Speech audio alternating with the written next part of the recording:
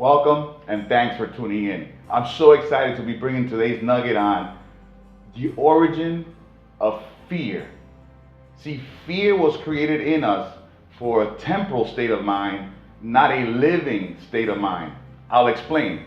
A temporal state of mind because something is happening in our life of danger that allows our body to release cortisol to make things happen, to escape danger.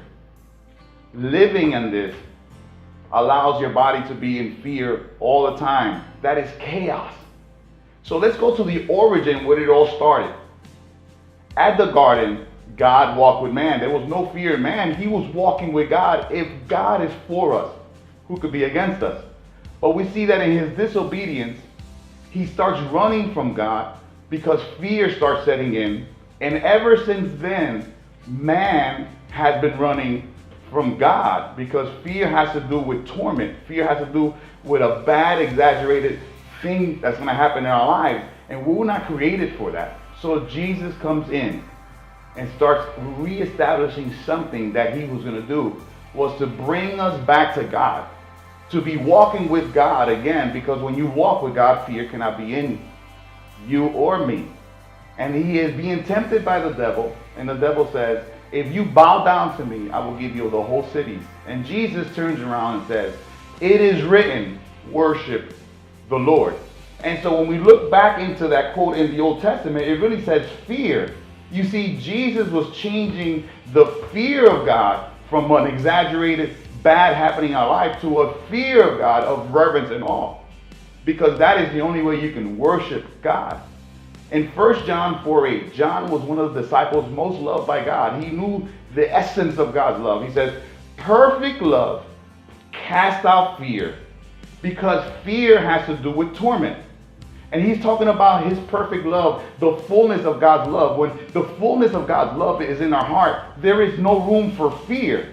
But when we put a cap, a limit on God, we limit God in our life and we give it room. We give fear room. And what is fear? It is fueled by worry, anxiety. Is these the things that are happening in your life?